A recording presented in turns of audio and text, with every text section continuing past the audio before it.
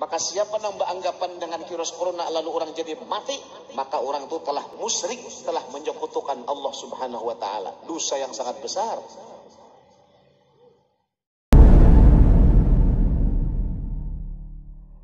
Kada maju, kada mundur kematian itu. Makanya sering ulun katakan, adanya virus corona, apakah dengan adanya virus corona itu akan membuat orang makin cepat mati? Kada kalau. Lalu kada ada virus corona apa? Apakah membuat orang menjadi lambat mati? Kada juga kalau. Jadi sebetulnya virus corona itu kada berpengaruh. Dengan adanya virus corona, apakah membuat orang makin banyak matian, makin cepat matian? Kada.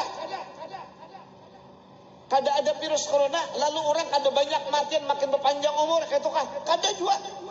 Mati sudah ada ketentuannya, jamnya, waktunya, saatnya. Adakah virus corona? Adakah virus corona? Tetap ya mati juga.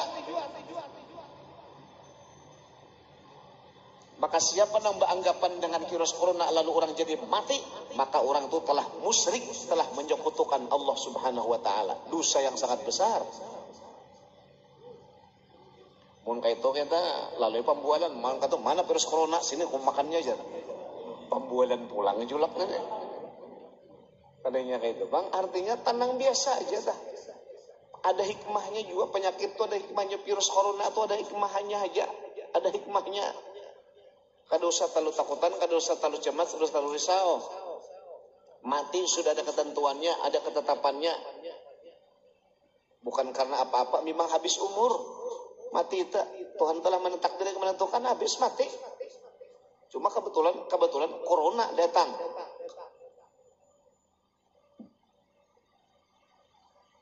Jadi harus kita jaga juga itikat kita, iman kita, yakin kita nih kepada Allah, jangan sampai bergeser. Bukan karena corona orang mati. Dan menjangkit pun menyakit bukan karena corona itu yang bisa. Memang kalau menjangkit memang Tuhan yang menjangkitakan. Karena corona itu makhluk juga, ada berdaya juga. Siapa yang meyakini, siapa yang berkeyakinan bahwa corona itulah yang membuat menjadi menjangkit, berarti punya kekuatan namanya corona itu. Musyrik juga nih, dosa besar juga. Kan jadi banyak gara-gara virus corona banyak orang nang musyrik menyekutukan Allah, banyak iman yang tumbang. Iman tumbang lebih berbahaya daripada virus corona itu sendiri. Bapak Ibu hadirin rahimakumullah. Jadi ujar Al-Haddad, ingatkanlah nang ketiga, apabila malas kau bangkit untuk berbuat taat, cenderung untuk berbuat dosa dan maksiat, bahwa kematian akan datang kepadamu. Apa bekalmu? Siapkah sudah? Banyakkah sanggup? Amunnya kada banyak, ayo bangkit. Kenapa? Tidak ada bekal yang paling cocok kalau kematian itu datang kecuali amal yang baik, amal yang soleh.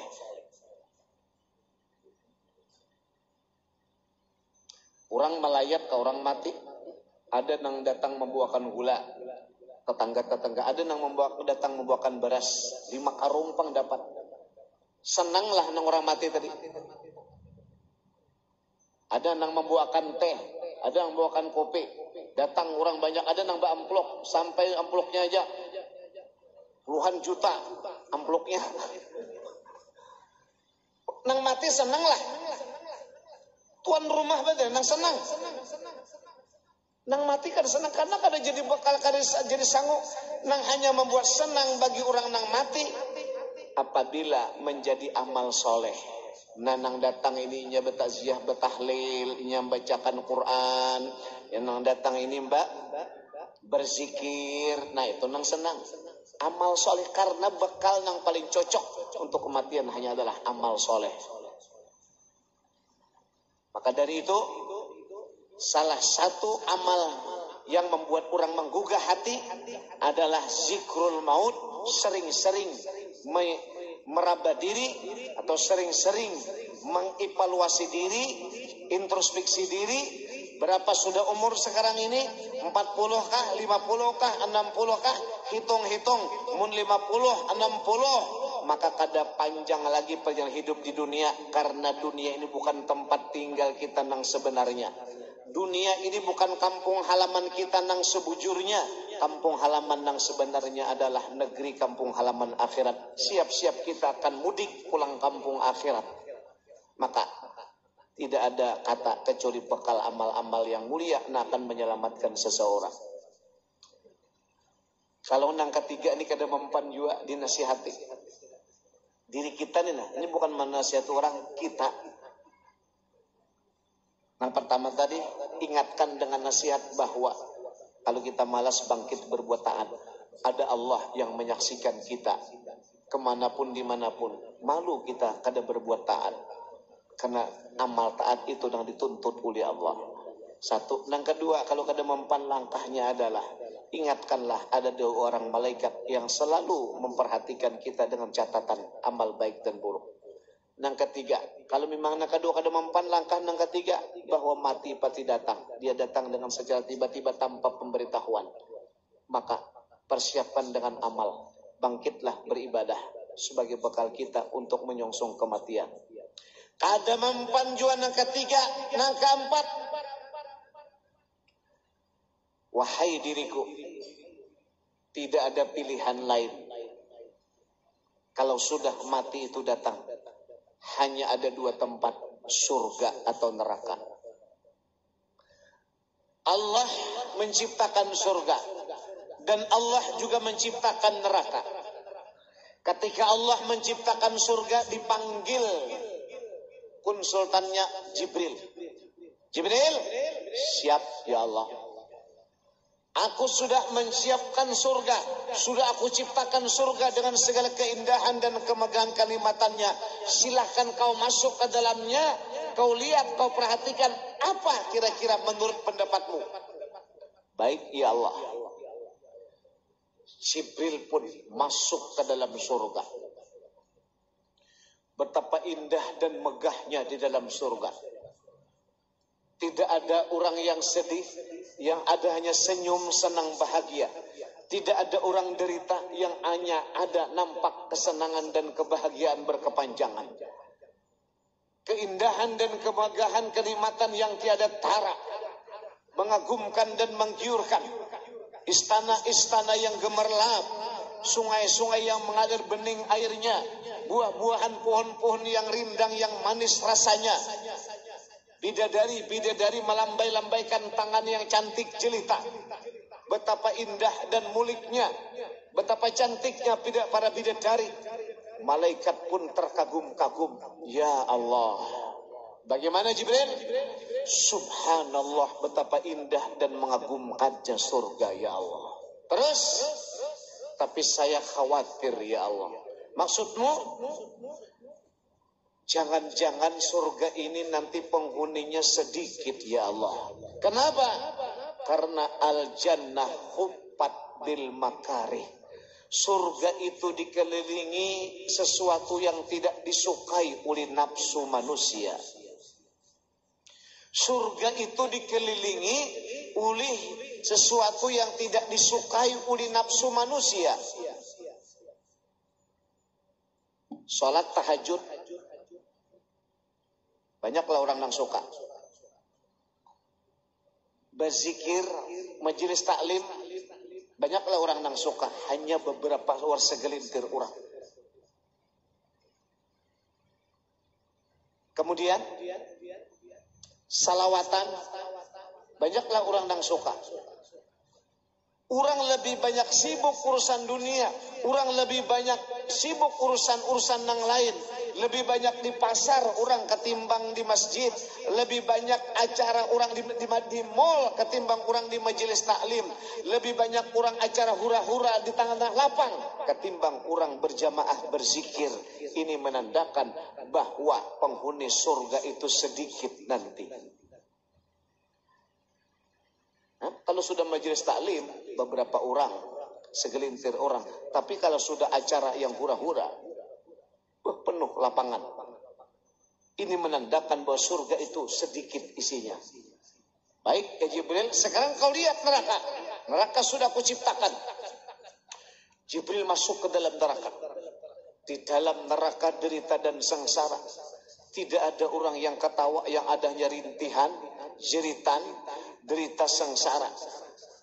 Sedetik pun tidak ada orang senang, sedetik pun sesaat pun tidak ada orang bahagia, yang ada hanya sengsara, derita dan derita. Zidnahum azaban fawqal azab, azab semakin bertambah dahsyat. Bagaimana Jibril menurutmu? Jibril menggelingkan kepala, ya Allah, mengerikan neraka ini. Tapi saya cemas ya Allah. Kenapa? Jangan-jangan penghuni neraka ini penuh nanti ya Allah. Kenapa? Karena an-narhu patbi syahwat. Neraka itu dikelilingi oleh hawa nafsu syahwat manusia. Orang berbuat maksiat karena nafsu syahwat. Orang berjudi karena nafsu syahwat. Orang berzina nafsu syahwat. Orang korupsi nafsu syahwat. Orang mabuk-mabukan nafsu syahwat. Semua perbuatan maksiat didominasi oleh nafsu syahwat manusia, sehingga neraka lebih banyak ya Allah penghuninya. Ternyata memang fakta demikian, penghuni neraka lebih banyak. Mudah-mudahan termasuk kita jadi calon-calon penghuni surga yang ditakdirkan oleh Allah. Maka surga dan neraka sekarang sudah dipersiapkan oleh Allah. Kalau kita ingin meraih surga, syaratnya ada 3. Persiapkan 3 syarat. Kalau kita ingin kepulangan kita saat kematian datang, agar surga tempat tinggal kita, 3 syaratnya. 1, orangnya beriman. Kalau kada beriman, minggir julakai. Beriman dulu orangnya. Alhamdulillah kita sudah beriman. Alhamdulillah beriman. Tuhan memberi nikmat yang besar, iman. Cuma ingat, Nabi sudah mewanti-wanti. Ada kata Nabi, orang pagi beriman, sore dia menjadi orang yang murtad. Ada orang yang hari ini beriman, lusa dia berubah menjadi orang yang kafir. Ada orang yang hidup sepanjang masa di dunia beriman, menjelang kematian sakaratul maut, imannya telah pudar dalam dada, dia mati tanpa membawa iman. Contohnya seorang ulama namanya Bal'am bin Ba'ura. Dia punya murid puluhan ribu, alim orangnya. Muridnya aja puluhan ribu, muridnya alim-alim, punya keramat kalau dia beribadah di atas sajadah. Sajadah itu sampai naik terangkat. Ada berjejak di lantai lagi, berkerabat orangnya. Bal'am bin Ba'ura. Tapi apa yang terjadi? Ternyata di akhir hayat Bal'am bin Ba'ura ini menjadi orang yang ingkar, kufur kepada Allah Subhanahu wa ta'ala. Padahal alim, wali, berkeramat. Kita alimkah kada? Walikah kada? Paling-paling wali murid. Kita alim aja bukan, wali aja kada. Kayak apa nasib kita saat kematian? Wallahu a'lam, hanya Allah nang tahu. Artinya iman nang ada pada dada kita ini belum tentu aman, masih tanda tanya. Cuma kita berharap mudahan tetap istiqamah di dalam iman sampai akhir hayat. Nah makanya itu berdoa, ya Allah biha, ya Allah biha, ya Allah bihusnil khatimah, ya Allah biha, ya Allah biha, ya Allah bihusnil khatimah. Jar doanya dah. Untuk apa? Supaya tetap istiqamah dalam iman sampai akhir hayat. Padahal orang baik. Jadi orang baik belum tentu juga mati beriman. Orang baik aja belum tentu, apa lagi kada baik orangnya. Nah iman inilah yang harus kita pelihara, jaga supaya iman kita tetap eksis, semakin kuat, semakin kokoh. Kayak apa caranya? Nah salah satunya iman supaya semakin kuat, duduk sering kita di majelis ilmu, duduk kita di majelis taklim, mendengar pengajian, sedikit demi sedikit iman kita berarti dicas, sehingga iman kita itu semakin kuat dan semakin kokoh. Karena ada casnya dengan bermajelis. Itulah untungnya, alhamdulillah. Pian mudah-mudahan bisa istiqamah sul hadir di majelis taklim seperti demikian. Duduk di majelis ini menggugurkan dosa. Duduk di majelis ini mengangkat derajat. Duduk di majelis ini mendapatkan limpahan berkah, berkah umur, berkah hidup, berkah rezeki. Duduk di majelis didoakan segenap malaikat dengan ampunan rahmat. Duduk di majelis adalah ini penolak bala. Duduk di majelis ini adalah mengundang reaksi para malaikat dan dicintai oleh Allah dan Rasulnya. Duduk di majelis ini adalah merupakan benteng daripada azab siksa api neraka kelak. Mudahan istiqamah selalu dalam keadaan di majelis senang kita.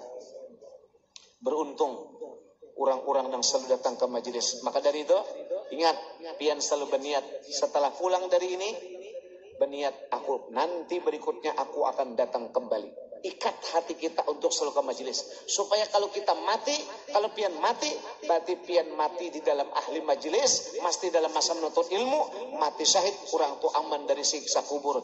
Bila aman siksa kubur, ini pertanda selamat berikutnya di kehidupan akhirat. Ikat hati pian selalu ke majelis. Habis bermajelis bubar berikan berniat berarti aku nanti akan datang kembali ke majelis. Yang walaupun ternyata ada halangan kadang-kadang datang, itu di luar kemampuan kita. Yang penting ikat tuh hati kita ke majelis. Karena majelis adalah merupakan majelis ini cerminan, disebut oleh Rasulullah cerminnya cermin taman-taman surga yang sesungguhnya kelak di akhirat. Mudahan termasuk calon-calon penghuni surga semuanya. Salah satunya penggugur dosa, duduk di majelis, mengertikah, kadakah, pahamkah, kadakah, dapat ampunan. Pian mengertilah cerita dari nang dijelaskan, tahu kan ngerti aku apa kaya sih. Itu sudah dapat ampunan, dapat rahmat. Kada tahu, kada paham, kada ngerti nang dijelaskan, sudah dapat keuntungan. Apalagi paham mengerti. Orang dapat ampunan. Ada dosa kada bisa diampuni duduk di majelis kecuali dengan taubat. Nah, maka untuk meraih ampunan adalah taubat. Ya ayyuhalladzina amanu tubu ilallah taubatan nasuha. Apa dosa yang kada bisa duduk di majelis bisa terhapus? Di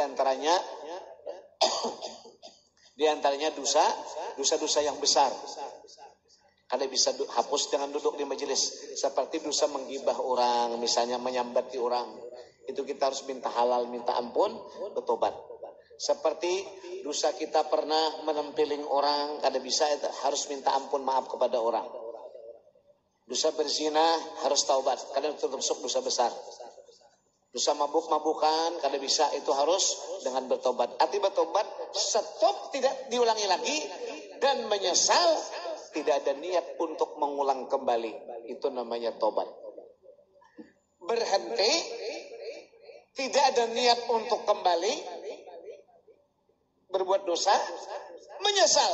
3 macam itu. Itulah disebut taubatan nasuha. Stop dosanya, berhenti. Tidak ada niat untuk kembali lagi, berbuat dosa, menyesal. 3 macam itu. Maka taubat namanya. Maka dengan taubat terkikislah dosa.